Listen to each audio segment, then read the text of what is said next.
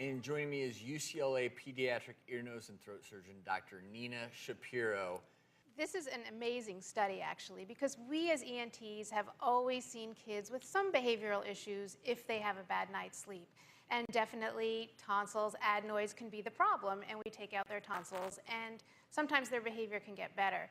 But to the degree that it's leading to learning disabilities and that these kids are needing special education, that is incredible. And let's go over to the magic wall really quick, Dr. Shapiro, because I want to show people why if you, as a child, have enlarged tonsils or adenoids, you can actually run into trouble. Because let's use yellow here to show everyone at home what normally happens at night.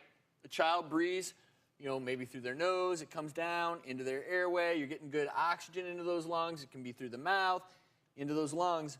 But if you have enlarged tonsils or adenoids, show us where those would be. So in general, you should be breathing through your nose, and you should not hear any breathing at night. It should be silent. So the adenoids, which you don't see if you look at a child, sit behind the nose, and they can fill up the whole nasal airway. So when the air is trying to get through, it'll get blocked by these adenoids. And this will lead to a mouth breather, mild snoring.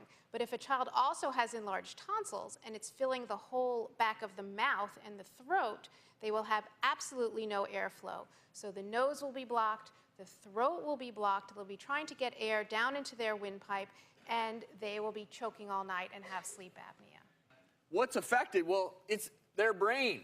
Because what happens when you're not breathing properly at night is you're not getting enough oxygen to your brain. Your brain is building up carbon dioxide, and of course, you're not getting a proper sleep.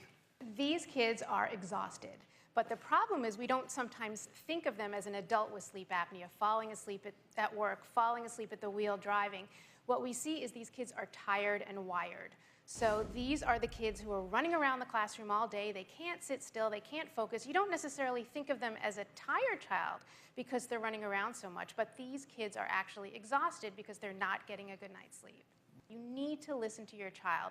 If you hear your child breathing, there potentially is a problem. Breathing should be silent. So heavy breathing at night means that maybe that airflow is obstructed.